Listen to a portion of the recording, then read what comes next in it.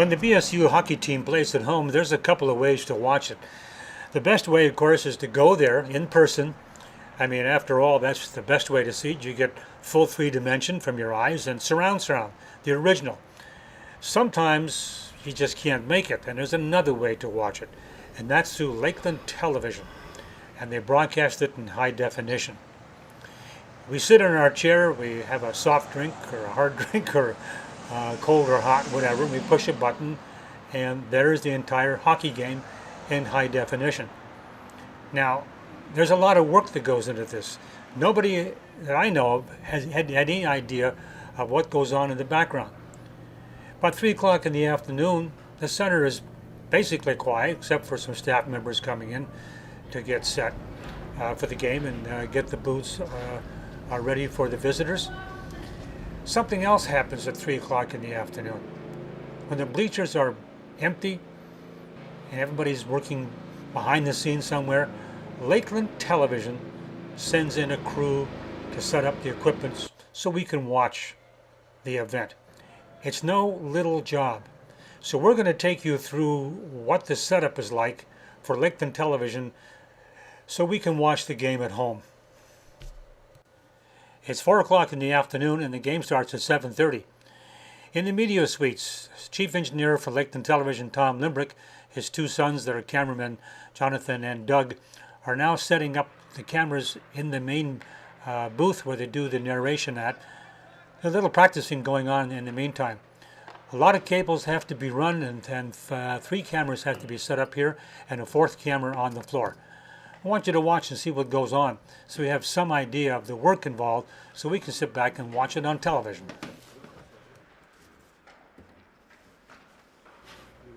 This media booth is located center ice, and this is where the 2 announcers will sit and do the play-by-play of the game.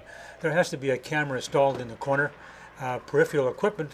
One of them is a computer to answer some emails that come in, intercom systems that you can talk to the control room here at the Stanford Center and Lakeland Television. A lot of cabling. All our play-by-play stuff set up every night.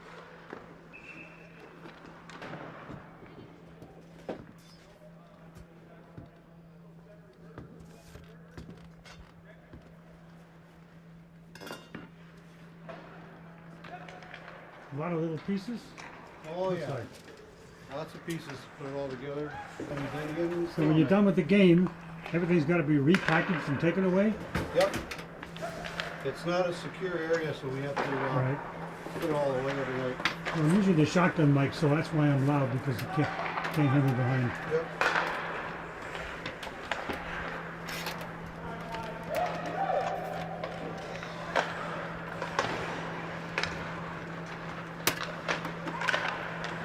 Takes you about an hour to set everything up? About that, yeah. Depending on what else is going on. We have to verify everything. We have to make checks 2.5 hours before the game, an hour before the game, half hour before the game. Communicate back and forth to master control, make sure they're getting the feeds, and that everything is working. And then that transmitter's not turned on yet in the booth? The transmitter in the booth to go back to the studio? That's basically on all the time. Okay. But we don't actually send a feed until we get the cameras up.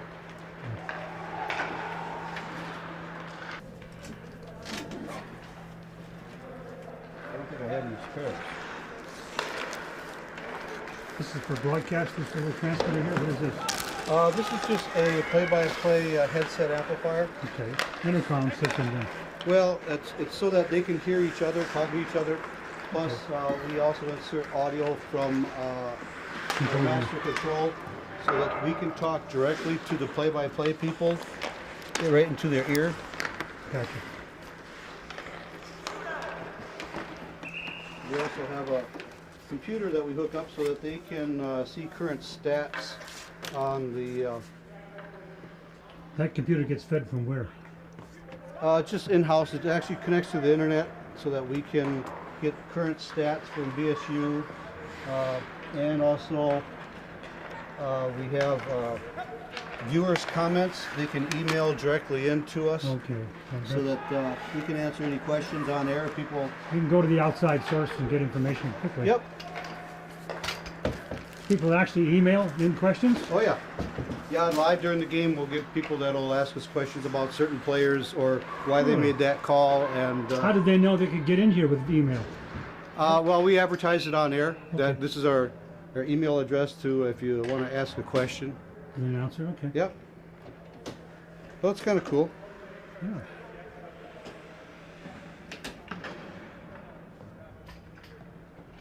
My son John setting up the cameras in the front here, cameras 1 and 2. He also operates camera 1 during the hockey Camera game. 1 and 2. How far do you have these apart? They're only about 4 or 5 feet apart. They're pretty close. How many cameras total do you use? We have 4. We have one that's on the far end of the arena. We have 2 here, and we have one that's down on the ice. Gotcha.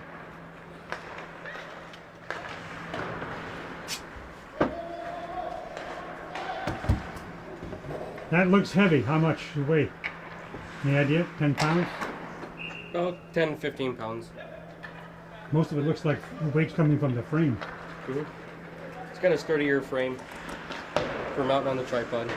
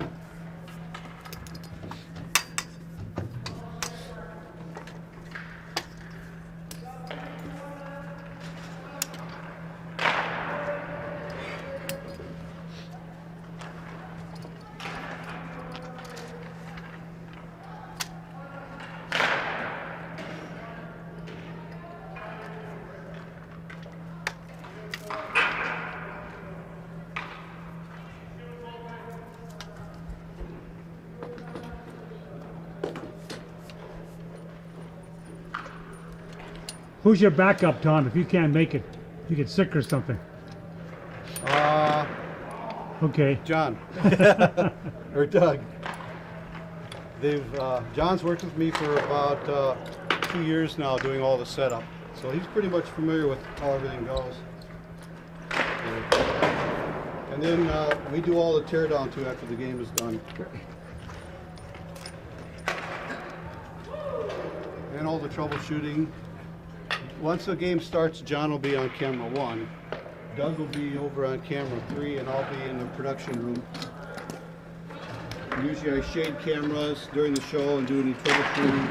Tonight I'll be also running audio because our audio engineer is going to be out of town, so we get everything set up and everything running, and then I'll be running all the audio for tonight. And then I hope the shotgun mic works as well as I think it does.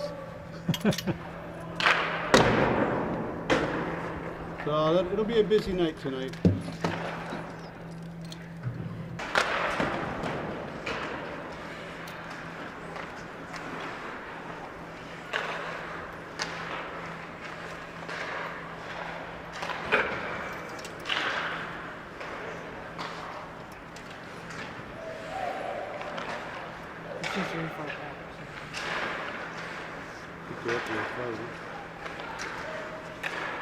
Well, I guess the foot's all right.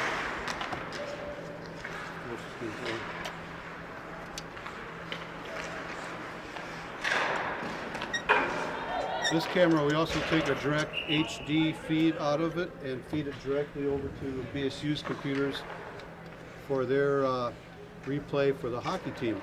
They can go, it's video There's a separate feed going over to the booth so they can use it for replays. No, that all comes off these cameras, but this is for BSU. They have a direct HD feed out of Camera 1, which is our primary camera. Okay. And then that video is sent direct to their hard drive downstairs in their team room. And then between halftime breaks, they can go down and actually look at the real-time video that was recorded during the first half of the game. And you know, This is getting complex. yeah.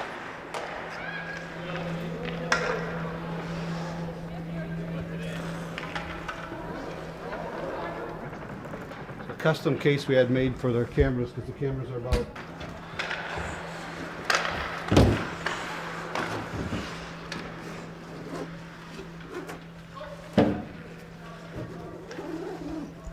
Yeah, I'll drop the cable down to you.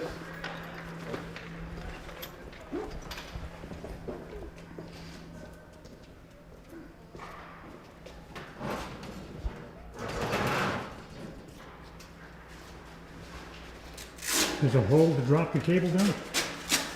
Oh, Yep, there's a hole right there in the wall. Kind of dark in here. Yeah, but it's working. Color balance is way off. Yep. Off quarter. So I got to unspool this, get it straight, and then we drop it down the hole, and this will be our camera 3 cable. And this is about the maximum run we can do with this cable. There's a custom-made cable for this length that runs from here all the way across the ceiling and all the way into our production booth. It's a long run. It's a long run for a camera cable. I remember the cables used to be twice that size. Yeah. Yeah, we're lucky in that respect that cables don't have to be as big anymore.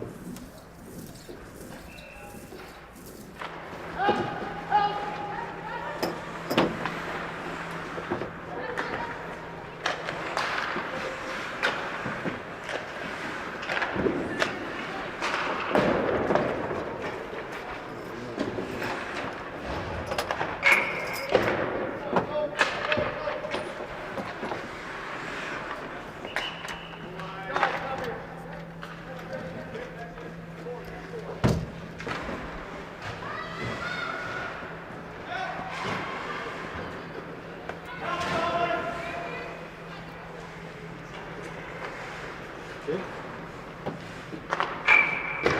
I think we're going to move that spotlight over too. I'll get the room there.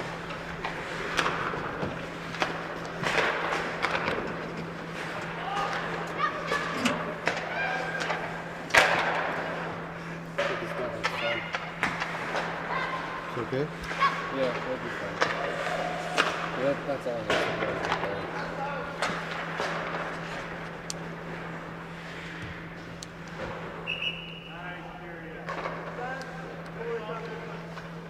Is that some kind of lock to keep it on the tripod?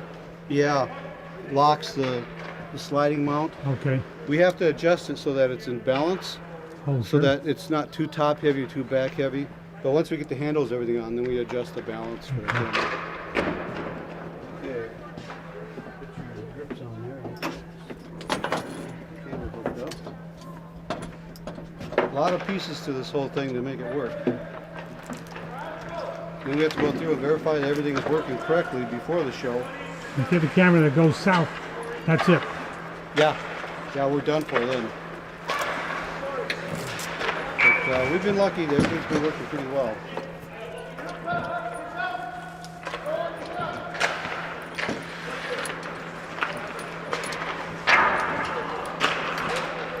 When we get these done, then we go down and we put the camera down on the ice side. You have to carry them down by hand then, from up here? Yeah, that one's shoulder held, so it doesn't have this main mount and stuff on it, so it's a little easier to deal with. These get a little heavy.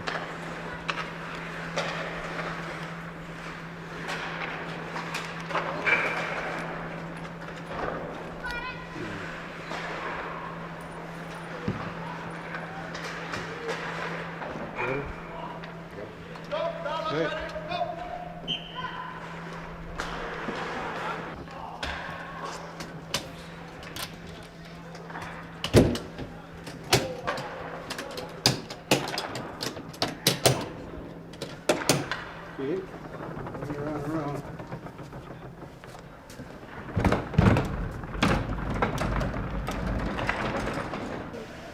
All right.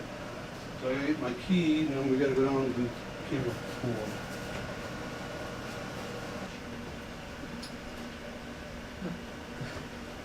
Clock. Oh yeah, it's gotta be adjusted.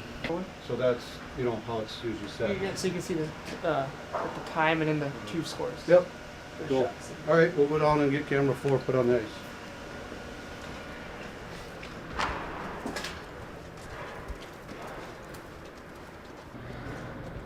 Now, what's that going to be? RF feed or video feed? It'd be video, but it'd be SDI.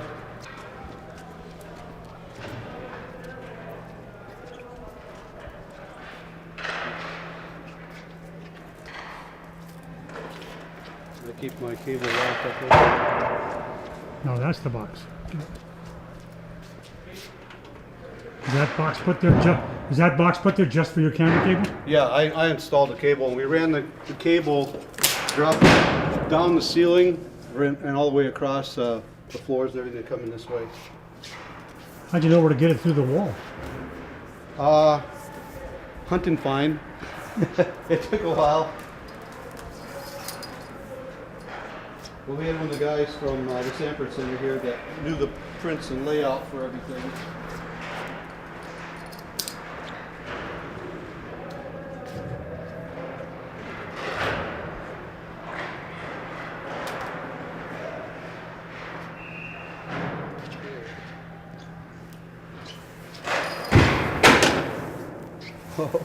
Jeez. If you had glasses there, you just would have got nailed. Yeah, well, I'm counting on that glass to keep me from being shit. Shot a little wide. We probably don't need that whole long run this time because I don't think they do the coaches till Saturday night. Now, there's no tripod on this camera? No, this is handheld on the shoulder. Okay.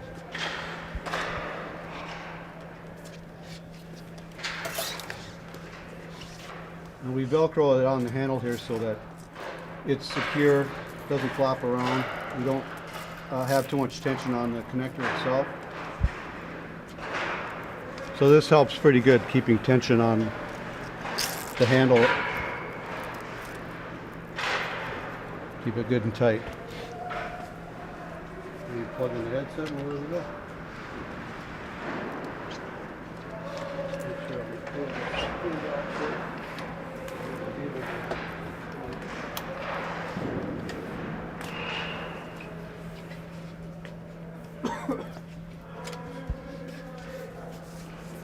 Yeah, it's all mounted up. Should. And you got one more camera to go at the other end? Or that's it now? This is it. We have 4 cameras that we run.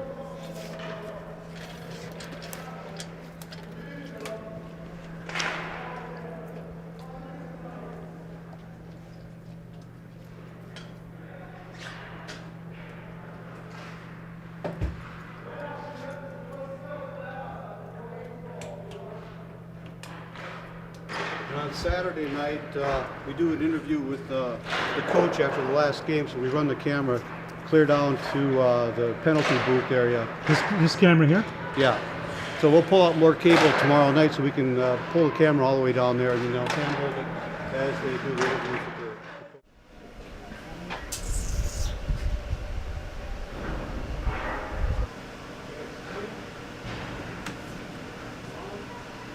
We're looking at the tally lights on the cameras Tally lights, okay. to make sure that they're coming on when they're switched to the right cameras.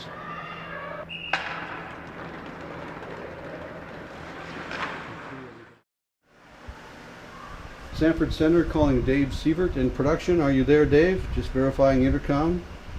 Can you hear us, Dave?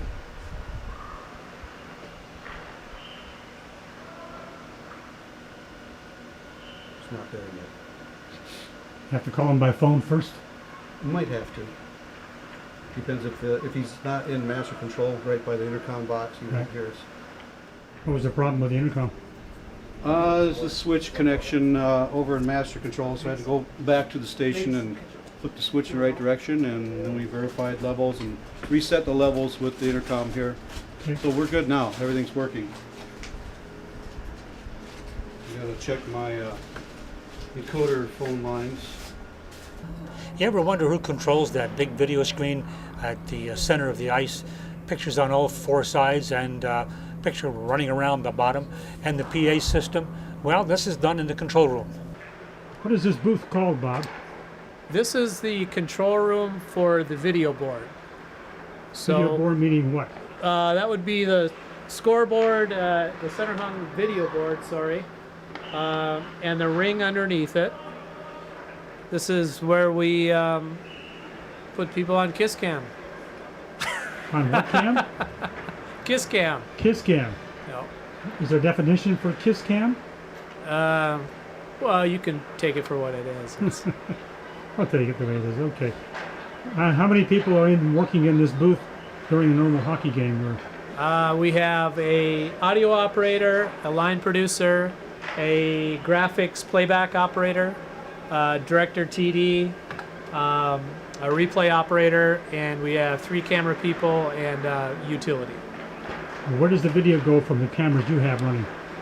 The cameras are fed up here into the video switcher, and we cut between the cameras for gameplay and go to the replays whenever they're called for. So it's totally different than Lakeland's cameras. These are totally different than Lakeland's cameras. We do share cameras to some extent. We use their game and tight cameras, but for the most part, we also have our own cameras as well. We'll give you a little something here. There you go. So what should I be looking at now? Now the video board has got the. So that's what's on the video board? That's what's on the video board. So if I turn the camera around, I'll see the same thing. Yeah. And then we also control the ring here too. Right. That's the ring going around. That's the ring underneath the video board, and then What are all the colored tabs? all the colored tabs are the different playback sources that we have set up. So if we want to introduce the players, we can go to the lineups and say our starting goalie is Gotcha. Mr. Walsh. We'll click on Walsh, and his headshot comes up on the video board, and there's the ring that goes over. How many hours you have to spend on this before the game starts? Getting all the names and... The headshots and the corresponding rings are probably a 3-week project. 3-week project? Yeah. And where does the video come from, supplied by the different universities? We set up a video shoot in the locker room and shot all the individual players. You did that today? No, that was done about mid-October. Wow. A lot of headroom to get this lined up. Yes. Nobody has any idea. No. They look at a picture up there, pop, well, they must have got it from someplace. No, it takes a while. Let's see. How do you train someone to do this? Because you just can't walk in and do this. Where does the experience come from? Lakeland, actually. Lakeland trains you? Yes. Well, that's good to hear. That's what public television's for. That'll get you a beer. Yeah. Just trying to find the scoreboard. Main ring, there it is. And then we can also run the score. It's blank right now because we're not getting a data feed. Right. And you also then feed this to Lakeland to use, your video output? They have feeds from us, but they don't use, I think they might use a right handheld or a left handheld camera. How about the scoreboard in the bottom of the picture? Where'd that come from out of here? The scoreboard, they have their own clock and score feed. Okay. I don't know what it was about. Okay, I think I have all these sections.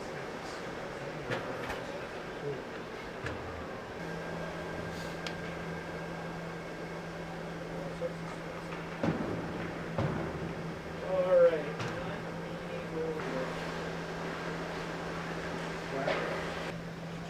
I think Bohm started last.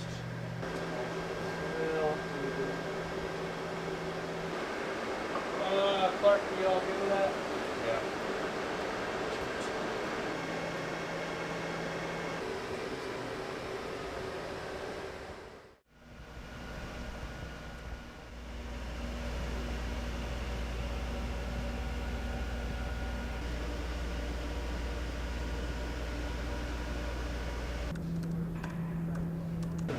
That's the computer for the replay. Yep. So everything live goes there, and you go back and get it. Yep. We can actually go back like previous games. Like actually. Like, Oh, that far back. Yep. Like actually tonight when the announcers get here, they will actually put together a playlist of all like the highlights from the last game that they'll actually replay or whatever. So how do you find that information from last time? Yeah. It's all labeled on Oh, the computer. okay. Like different the different colors mean different Oh, things. gotcha. Understand. Like for example, They give you a clue what they want ahead of time, or you got to find it on the fly. it depends. Like during the game, you have to kind of know what they kind of want. Okay. Otherwise, like at the end of the show or at the beginning, like Saturday's game tomorrow, they will put together a playlist of highlights and stuff, and you have that ready to be shown when. So you got a heads up to what to Yeah, what to get yeah. there. Otherwise, you'll be groping. Yep. That's pretty cool.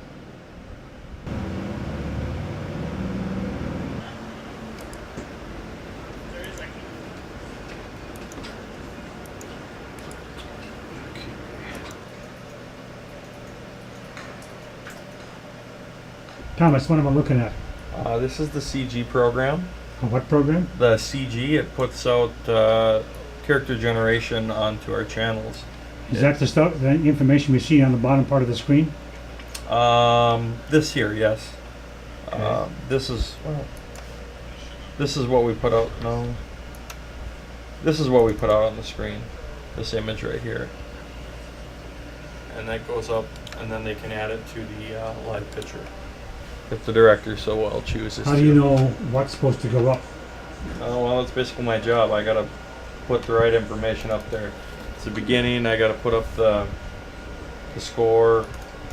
If it's which two teams are playing. If it's who's ever basically on pitcher. So what happens when the score changes? Do you have to change that? Nope. Or is that, who does that? Where does it happen at? Whoever controls the scoreboard changes the score. Okay. And you got a feed? You can get part of that? Yep. Okay. It's all sent over through, I don't know, Magic. Magic. Okay. Hey, it's electronics. What can I say? So what are you talking to there? Check the video. B2 Network. Who? B2. What does that mean? B2. Well, it's Bemidji State University has a streaming video that's of the same game feed that we have here, and people can call in and pay to watch that online, so they can watch get the code number. Yeah, they can watch a game wherever in the country. How good's the picture? It's good. Yeah. Full screen or partial screen? It can be full screen if you want it to be. Yeah. Have you ever seen it as soft, or is it soft image or pretty sharp? It's been okay. I mean, it's a feed off the internet. Do they know how many people can watch it at one time before it gets I don't know. I don't think there's a ton of people that watch it. Maybe a couple hundred at a time. Okay. But I don't think they have that many. But it's just a service that's being provided. Sure.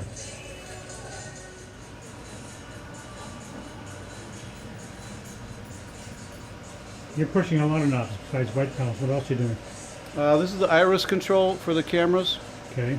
And I want to bring the iris up so that we have some good video level, and then I push the auto button that automatically adjusts the black and the white balance for the cameras. And then we look at the picture on the monitors, and do they all look about the same, which they do. All the white levels look about the same from camera to camera. So then we know that we've got a Good balance then. decent white balance in all the cameras. If not, one could look green, one could look bluish. You don't want that. You want all the cameras to look good. How early do you have to come into the game to set things up? Well, we come in and set up about between 3:30 and 4 o'clock in the afternoon. Okay. I have to do my first set of checks 2.5 hours before we go to game time. And that's checking master control, talking back and forth to them on intercom. That's at the studio then. That's at the studio. It's via a microwave link from here across the lake, and make sure that we can talk to master control. Make sure that the lip sync is good. We'll do tests with our play-by-play booth. We just have someone talking to them live, make sure that the lips are in sync with the video. What would cause it to go out? If one of the encoders hiccups, it gets out of sync, we'd have to reboot it and get it back in sync. But these encoders are pretty solid. We don't have to do that very often. Encoders mean a device that hits the transmitter to microwave it over? Right. Okay. Yeah. Actually, it digitizes it into a data stream, Yeah. and then there's a encoder on this side and a decoder on that side that brings the digital video stream back out. Now, That goes in master. this is your checklist. That This is my checklist I here. see it signed. Looks like at the bottom. What's that mean? That means that I'm the engineer, that I verified that this stuff has been checked at these times. Okay. And then 1 hour before a game, I have to go through and verify all these once again. And then also 30 minutes before the game, I have to go through and verify them. And we also have phone numbers we have to call because we have closed captioning that's also provided with the game. Sure. And so I have to call into these receivers, make sure that the encoder is picking up with the phone line, and make sure that the closed caption audio bridge is working so that they have line audio in there so they can listen to the game and listen to the people talking, and they type the closed captioning real time. So they type that as fast as they can do. Yep. Is that done locally or someplace else? It's done some other part of the country. These are people that normally the captioning service. Their people work full time in courtrooms that do speech to text Correct. for courtroom trials, different things. That's But these pretty people, fast typing, isn't it? yeah, and those people also then they work part time for closed captioning for doing television and different things like that.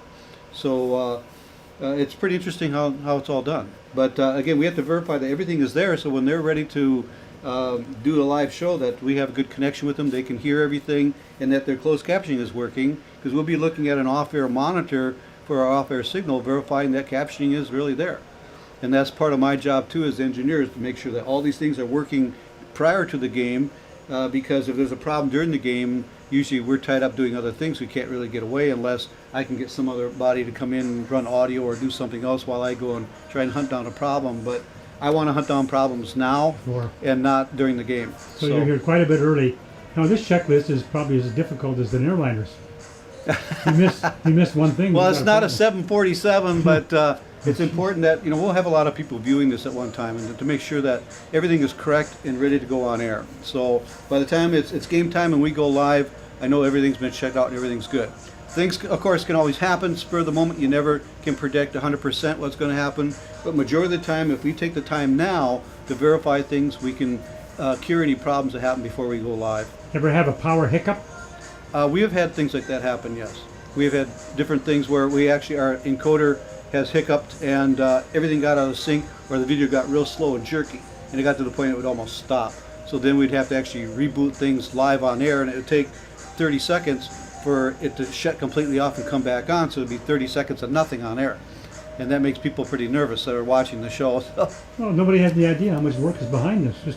They're sitting in their soft chair with a soft drink or beer and Yeah. no idea how much work is involved. Yeah, there's a lot of work behind the scenes, making sure that everything goes smoothly, and at home that you're watching it is just a fun event for you to watch. So that's our job. Tom Wild is one of the editors at Lakeland Television, and at the hockey games he is the technical director, does all the switching and calls the shots. It's bigger than what people think. How many ranks in Las Vegas? There's two. Yeah. Wow. Okay, and It's completely different. I'm not surprised. Growing up through hockey, I've watched many D1 games, but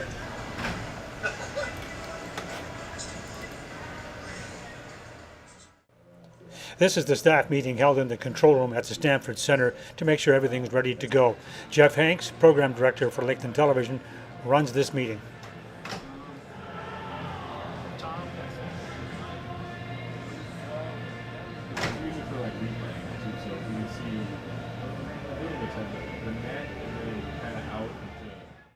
It's 7:30 and Lakeland Television is ready to go to broadcast in high definition the BSU hockey game.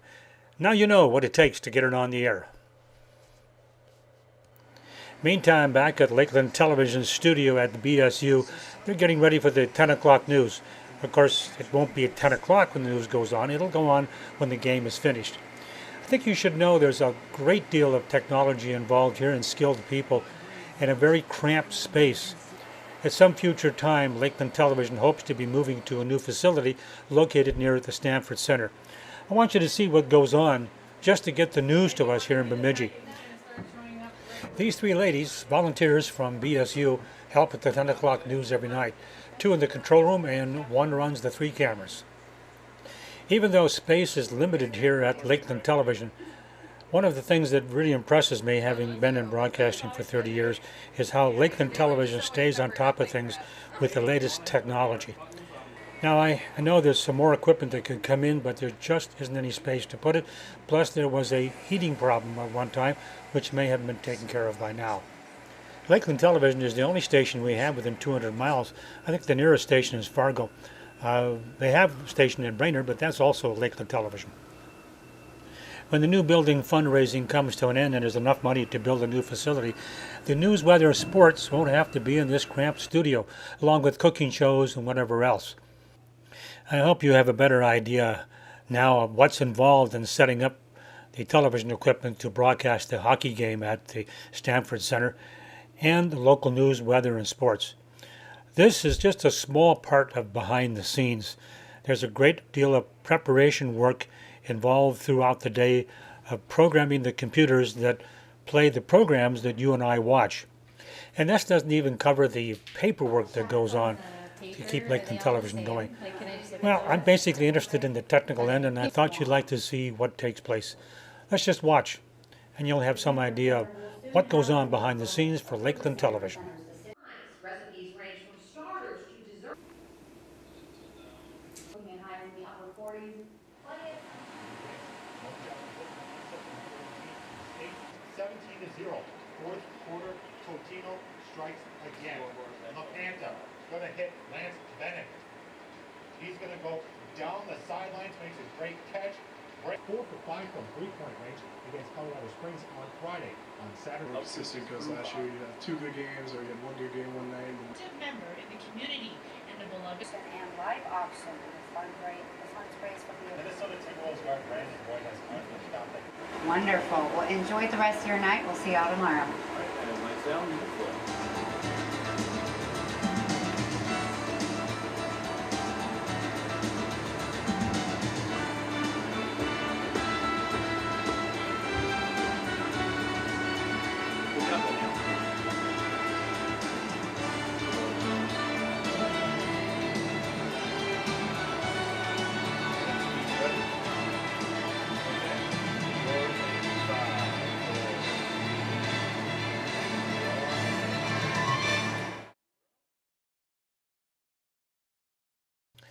This will give you an idea of what the new Lakeland Television facility will look like when the fundraising is over.